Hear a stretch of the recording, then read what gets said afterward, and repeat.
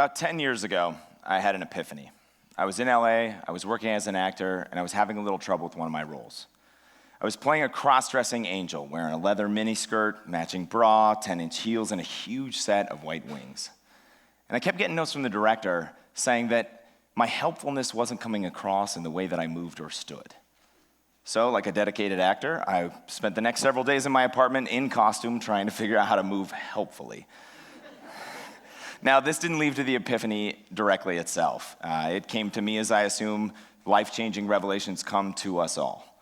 When you're driving through the middle of the night on your way to catch the opening round of the NCAA men's basketball tournament, and out of nowhere, it hits you like a 20-ton truck. So, as I worked through my prolonged recovery, I had a lot of time to think and reflect about my life and the choices that I had made, and it occurred to me, maybe instead of spending my time in my apartment in costume trying to move helpfully, I could just go out and help people, right? And luckily for me, I was working as a part-time behavior therapist. And that was my side gig, or my day job, as we like to say in the biz. So I put acting on hold, and I decided that I was going to turn my day job into my career, like a normal person. So I went back, I got my master's, and my work as a behavior analyst increasingly started to focus on those affected by autism.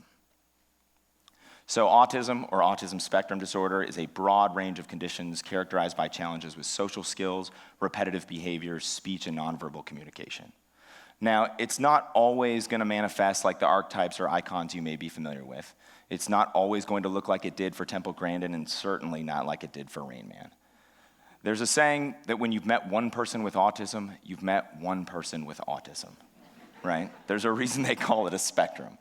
And despite the variety of autistic behaviors that I've encountered over the last decade or so that I've been doing work with this population, I did come across one universal trait. And I'd like to do a little exercise to illustrate what that was. So, I'd like you to imagine yourself at a party. Now, this is not your party. It's not your friend's party. It's your friend's friends from work party. Now, you happen to arrive a little early, and your friend is running pretty late. So you're texting your friend and gently reminding him to hurry the heck up because you're there all by yourself and you don't know anyone. You happen to be familiar with some of the names, but you definitely don't know any of the faces. And the longer you're there, the more awkward it becomes. You feel those around you are sensing your panic as they start to give you a long look over, but no one comes up to talk to you. And I mean, it's not like you're unwelcome. Nobody's going to kick you out, but it's not like you were exactly invited. And now I want you to take a second and imagine that this lonely and awkward moment lasts for the rest of your life. That's how one person with autism described what it's like to me to be on the spectrum. And that universal trait that I encountered was isolation. Another commonality across all those that I've been working with affected by autism is the challenge of navigating the transition from the educational system and exiting into adulthood. In fact, this is something we're all going to have to face. But I'd like to provide a little context because I'm not sure that most are aware of the scope and urgency of this problem. So 1% of the world has autism. That's about 1 in 59 in the United States, or approximately 3.5 million people. That's a conservative estimate, but it's enough to populate the third largest city in America. That's a few 100,000 shy of Los Angeles. And more than half of those individuals have never worked outside the home for pay after high school. That's the lowest rate among disability groups. It's reported that 90% are underemployed or unemployed, and that includes 80% of those with a bachelor's degree are still unemployed. Over the next decade, 500,000 individuals with a diagnosis of autism are going to exit our educational system and into the workforce.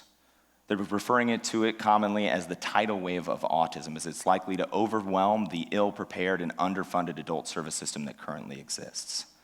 And the cost of caring for those with autism was $268 billion in 2015 per year. And in the absence of more effective interventions and supports across the lifetime, that's likely to rise to $461 billion per year. That's a tremendous amount of money. This is a huge problem. So how do we begin to address it? Well, currently the thinking is that we address it with vocational training and workforce integration. And that makes a ton of sense to me. It's what I'm doing currently at Exceptional Minds. And if we're proposing solutions that don't address the economics of it, it's going to be incomplete. Unfortunately, that seems to miss the mark a little bit. To me, it seems like we're treating the symptom rather than the cause. And so I'm wondering, what if we could reduce the number of those in need of supports in the adult service system after they exit the educational system? And I believe we can, if we focus on inclusion as part of their supports within the educational system. Now, diversity and inclusion are the stated goals of a number of organizations. We see it a lot in the workforce. There are initiatives, even entire departments dedicated to it. But it's been my experience that there is an equation between workforce integration and inclusion. And if we haven't learned from history, it's that integration is not the same as inclusion. So I want to propose that we think about this a little differently. I don't want to just treat the unemployment crisis with vocational training. My vision is that we look to a broader community model, and that model works to educate and presume competence of those on the spectrum. And if we presume that competence, I really believe that we can find ways to motivate them that aren't currently there. Meaningful participation and acceptance matter. Belonging is at the very core of what it means to be a human being. And I was surprised to find that when one of our graduates at Exceptional Minds got a job at Marvel, that he was not motivated at all by the money or independence that his job gave him. Instead, he was excited by the move of going from the bystander at the party to being the guy everyone wanted to talk to. Suddenly, he found himself at the epicenter of pop culture, and everybody wanted to find out how the Avengers defeat Thanos. Sorry, spoiler alert in case you guys haven't seen that movie, but Thanos gets it. He felt like he suddenly became interesting and important, and he found a social motivation that wasn't there before.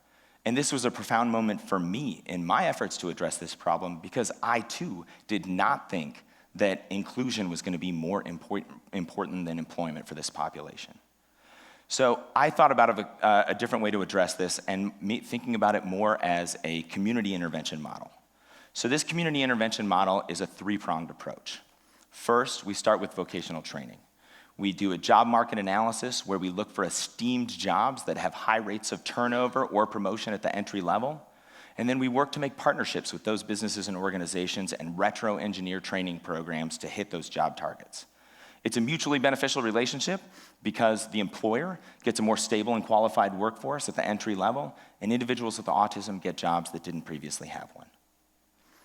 Next, we do a community education approach where we work to change expectations of parents, educators, early interventionists about their expectations of competence and career potential. Look, I'm not saying everyone on the spectrum should have similar expectations of success. A certain percentage of those on the spectrum will never be ready for employment. But if we presume competence early, we can push them to maximize their potential rather than toward the fringes of society. And finally, we need to come up with a way where we cultivate esteem for the act of inclusion in the form of a community campaign. We need to pair points of community pride and sentiments of community identity with the act of bringing those on the autism spectrum in to participate. And the way that we do this is through a campaign, or is through a process that behavior analysts refer to as a transformation of stimulus function. The way that we talk about things changes the way that we perceive and interact with them. And as an example, my wife was consulting for a school district on individualized education plan goals, and one of the students had a goal of making friends. My wife asked the student, "How are you doing on your goal?" And she said, "The goal was not met." My wife said, "Wait a minute, but what about all the friends that you have in your class?" And the student said, "No, the goal was to make real friends, like students who weren't in the special education program." She had so internalized her own sense of less than that she felt that befriending someone who was like herself didn't count. That is heartbreaking. But it comes from the way that we as a society talk about disabilities and diagnoses, and by extension, the way that we're training them indirectly to talk and think about themselves.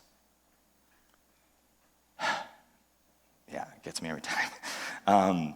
But look, it's a tall order to go from lack of awareness about a particular issue to mobilizing an entire community to take pride in addressing it. But the good news is it's been done.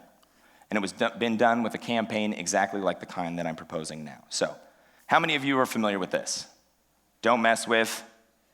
Yes, okay, good. A bunch of you are familiar with this, okay. All right, show of hands, how many of you actually know what this is about? I see like 7 hands, 8, 10, okay. Well, much to my surprise, it was not about like burly gun-toting Texans drinking whiskey and protecting their turf. It was an anti-littering campaign.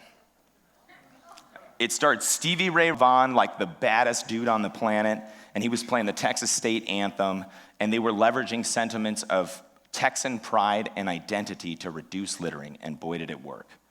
Reduced it by 71%.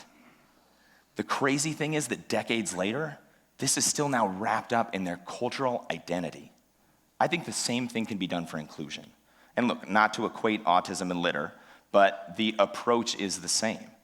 Is that we could cultivate a community where it's part of our identity and pride to be the most inclusive and accepting.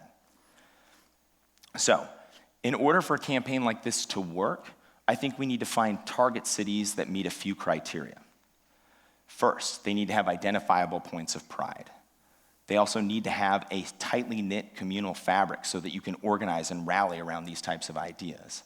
And then lastly, they need to have healthy job growth. So, this likely means smaller to mid-sized cities. And a city like Spokane is ideal, right? We've got points of pride. We got the Zags, right? We got the Cougs. Okay. We've got beautiful parks. We've got wonderful businesses, great educational institutions. Additionally, we have a rich history of rallying around big ideas. We are awesome at this, right? And we have healthy job growth. So it is a target-rich environment for vocational training. So I think that this community intervention model, this 3-pronged approach is both replicable and adaptable. It can go across multiple professional vocations, it can go across multiple locations, and it can even be adapted to other marginalized and vulnerable populations. What I like about this most is that it won't be just something that a city or a community can take pride in, but it can become a way that they define themselves. So to finish up, I want to return to that exercise, but this time I want you to close your eyes. I want you to go back to that party, and I want you to imagine that person that is there alone and anxious and afraid. And now I want you to imagine that the person leaving them there is you. Because that's who we become if we don't show up. There are millions of individuals with autism waiting for us to show up.